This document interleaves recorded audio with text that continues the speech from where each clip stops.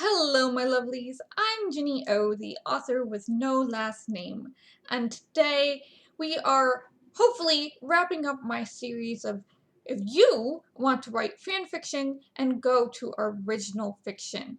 And today we are talking about the differences in culture between fan fiction and traditionally published and indie published spaces, because there is a really clear divide between the two worlds, I guess. So you do have this traditional publishing sphere, and then you got an indie sphere, and you got the fan fiction sphere, and very rarely do we collide. And when we do collide, fun stuff happens. But there is a very large difference between being a fan fiction author and being an original fiction author. When you are in the fan fiction sphere, you are part of a community. When you are writing original fiction, you are a merchant selling a product. Okay? So there's a divide between here we are, we're in a community and we're having fun together, doing things and talking and creating friendships and relationships, and between being a merchant and you have a product you're trying to sell, and you're trying to create just enough of a parasocial relationship between you and your readers that they're going to continue reading your book if they found you through your social media. All right. So community versus product. Okay. And a lot of times fan fiction authors have difficulty transitioning from this community to product. The, I guess, biggest thing, and it does also bleed over into other things, is particularly in the space of what we consider reviews. Now, authors and readers have always had this kind of fighting over reviews. I did a whole thing last year about reviews. I think it was even in January to February and March area. And but in the fan fiction sphere, because you're doing this for fun, when people leave you a bad review or a negative review about how much they hate your story and how stupid it is and therefore how stupid you are, it's rude. I mean, it's against all sorts of community standards and guidelines and, unwritten rules and mores about being in the fandom. Because you're all in this together. You all love the same thing. So it's really kind of rude for somebody to come and comment on something you put your time and love into, that you put up for free, that they hate it and they don't like it, and you should just go off and, do something bad. And like, what? Just, there's the back button. Click the back button. That's all you have to do. Why are you taking your time and your energy to spread this, crap, basically, into your community space?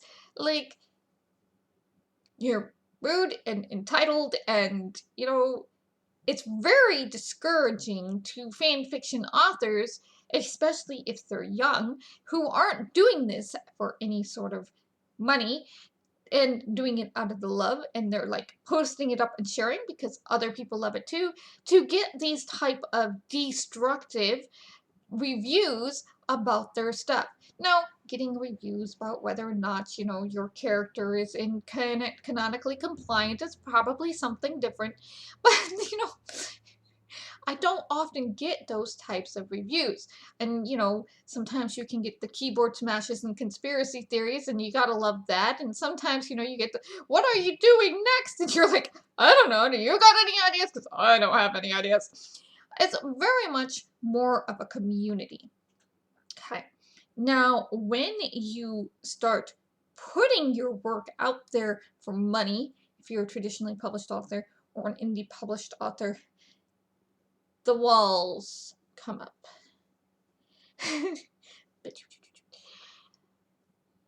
And you're no longer part of community. You are a merchant in a tent on the side of the road hawking your book. Bye, bye, bye, bye, bye, bye, bye, bye.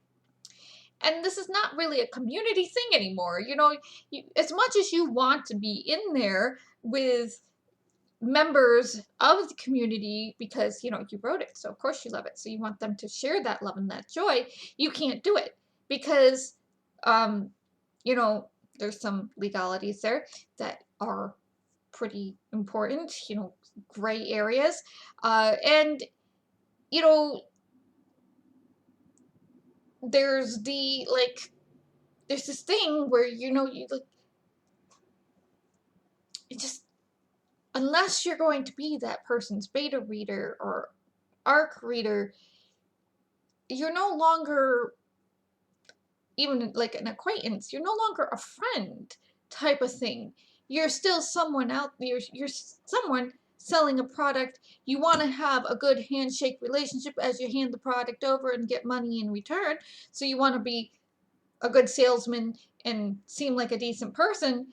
But you're not gonna sit around unless, you know, this is your friends or family and talk A, about the book, or B, about, you know, how's their kids, who's been sick, you know, that's the thing.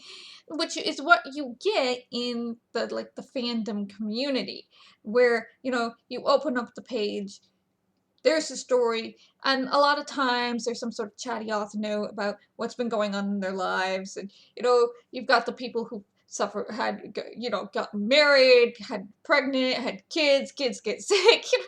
But when you're an author, you're not really doing that type of thing anymore. You're not having that same parasocial type of relationship unless, you know, you're putting all of this out there on the social media that your followers, that you have readers follow you on. And even then, there's still kind of this divide. And this reflects a lot in the reviews, okay? So when you're in fan fiction and you're getting all these kind of like positive, write more, I want to see more, I love this type of reviews, and, you know, from the community, from your friends, and you're trying to like have like a delightful kind of meta conversation about what's going on in the story or in the show or whatever, it's all right to interact with it. It's all right to be like, "Ooh, thank you," and "Oh, I'm glad you saw this," you know. Whereas if you want that, you have to be a really close personal friend of the author. Well, whereas in traditional indie publishing, those reviews aren't for you. You are no longer the beneficiary of those reviews. In fan fiction, you are the beneficiary. Those are for you. That's part of the community. It's okay for you to be out there and interacting with them. But you, in the traditional indie publishing space, are not the beneficiary of that review. The review is for other readers. For you wrote this thing, but now they get to pass judgment to other readers whether or not they like the thing, and you don't have any say in whether they liked it, didn't like it, or didn't finish it. You know, like, you don't have that say. It's already, you have had the hard enough time, because it's an original story rather than a fan story, so you have to sell them on the characters in the world, being a salesperson. And you still have no choice over whether or not they hit that button to buy your book. And then, you know, as a salesperson, you know, you can't, this is not a restaurant. You're not going into Yelp and going, "We're sorry, you had a bad experience." I hate that on Yelp. I really do. Like, if they want to take your book back and refund it to the store and get a return, that's usually, especially if you're an indie author or if you're a trad author, that's out of your hands. That's on the publisher or on your distributor or whatever like that. That's out of your hands. All of this type of stuff is out of your hands, and it's you can't really interact with them because, you know, there's this implied position of power that you have as somebody who's taking money for a product that the readers do not have. In some ways this is bunk, in some ways it's not. Depends on how big of an author you are. But like, so, you know, okay. So in fandom author spaces, you might have these squabbles and dramas all the time as fans, and you're like, and you as a fandom person, you have the choice to mostly stay out of it. But if there's a furor in your community of fans, like readers, that because you said something as an author, they took this as an implication or permission to go harass another author, you have a responsibility as an author to step up and say, no, don't harass these people. Don't do it. That's rude. That's wrong. Leave them alone. That's not what I intended when I said that, and I possibly shouldn't have said it to begin with. Yes, take that 5 minutes before you hit enter on any sort of social media post that might seem negative to another author. Even the Viggy Wiggy ones. For some odd reason, even the Viggy Wiggy ones, it like can sometimes blow up. I've had this happen to me and I'm like, why didn't you just come to me and tell me that you feel like I'm being unkind, even though I'm just saying something as a kind of professional reader and author that you really, the rest of you have to work on this. This is marketing and you have to work on it. And no. You think I'm being unkind. Okay. We are going to be doing a video about that, where this came from. So, as an indie author, you are now seen as a leader of a posse, which isn't necessarily true. You should not be responsible for the actions of people, you know, strangers on the internet. They need to be responsible for their own actions. But if you see strangers on the internet doing something that you don't approve of in your quote-unquote name, it's time for you to stand up and say, yeah, I don't approve of that. Stop. And it's okay to do that. People will trust you more if you do that. Just saying. So there's also behaviors that you can't get away with when you're a traditionally published author. So yeah, if you are a traditionally published author, don't review bomb other authors' works. Just don't. I mean, you shouldn't be doing this anyway as a traditionally published author anyway. If you are an author and you are reading people's books and you really don't like them, and they are part of your imprint, and you're just saying, I hate this book, then, probably shouldn't say that. But yeah, don't review bomb. You can't be going around and like review bombing other people's books. Now, if you're going around and going, you're giving good reviews, constructive reviews, not destructive ones, constructive reviews of other authors' books, where there's a discussion to be had there about whether or not we should be able to do this as a peer reviewer, and how do we get people to trust us as peer reviewers, because average reviewers don't usually trust author reviewers, author peer reviewers, and they're just too afraid that the author peer reviewer is going to be lying to them, and it's totally understandable. You also can't pretend to die if you are an indie author or a traditionally published author. This usually tends to backfire pretty spectacularly. Yes, this has happened. I don't mention this because it hasn't happened. We have had this happen. As a fan author, because you're not, dealing with copyright and trademarks, you, in general, don't have to worry about them. But as an indie author or a traditionally published author, it is behooving to you as a difference of culture to learn how copyright trademarks work and what plagiarism actually is.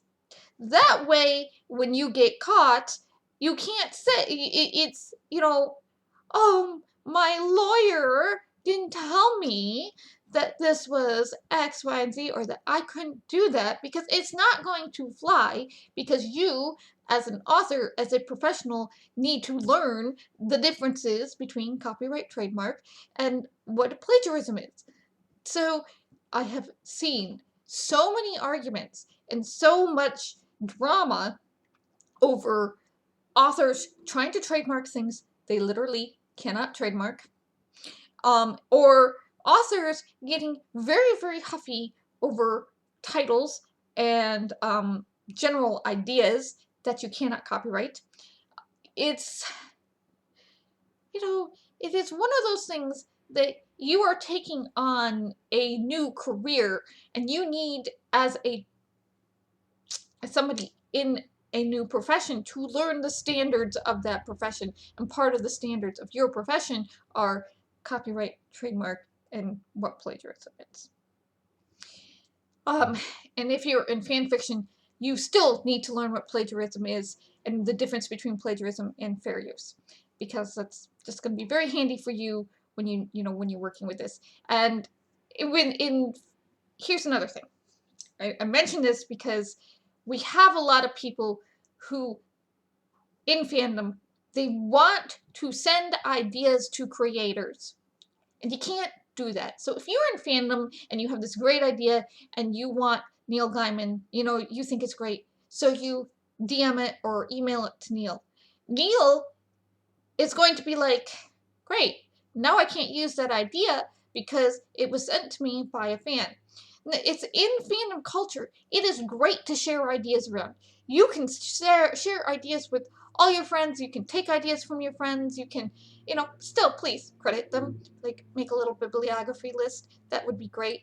You can build on your friends' ideas and stuff like that, because it's fair use.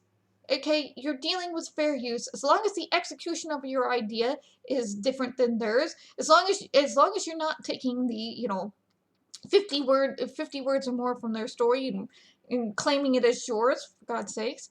What's wrong with you? Don't claim other people's works as yours. That's bad. That's wrong. That's stealing. No. It's okay to share ideas around, but in professional author spaces, we can't interact with fans in that way. We can't take ideas from our fans. It's even kind of hinky, sometimes when I'm talking to my editor and we're discussing ideas, I'm discussing ideas with her. Sometimes it feels a little hinky there too, but she's my editor, and, we barter our trades back and forth. I just did some book covers for her, and eventually she'll be doing some more editing for me, and I'll be doing more editing for her. So, I'm very lucky in that regard. So we can't be, as indie authors and as trad authors, we can't be accepting ideas from fans. We can't be out there in fandom like many of us would want to be, merely for those legal reasons of, we do not want to be accused of plagiarism, of idea infringement. And so there is a lot of, if you put that idea out there on the internet in an author space, that has like really bad, like there was this hashtag called bad book ideas. If you really like that idea that you put out there in bad book ideas, you like that pun or whatever, and you really wanted to use it, you shouldn't have put it out there. Because now, yeah, it's an idea. It's an execution of an idea. You might get 10 different executions of that idea. And you can't, because you put it out there in the public. Twitter is not copyrightable. You've lost ownership of that idea. And it's one of those, you got to be more careful as a indie, traditional published author in how you're interacting with people and what you do, how you present yourself, because you're no longer this group of friends around the D&D table. You're a merchant hawking a book. Okay? You are not a part of a community. You're a salesman selling a product. That's really the best way I can put it. And so just keep that in mind as you proceed from leaving the fanfiction community, that a lot of the just a lot of what you can do in the fanfiction community you cannot do as a traditionally published or indie published author. And you know, how you act is going to, you know, really convey who you are, and you have to be more of a professional if you're selling something. Just the way it is. And that's why there are YouTube things that are authors behaving badly, book community, you know, like the readers keeping an eye on the publishing agency to be like, publishers and authors to be like, do you really want to buy the product of the author that acts like this? So it's just a thought. You don't want to end up on one of those lists, please. Take care of yourselves, my lovelies. Stay safe, bless, and I'll see you in the next video.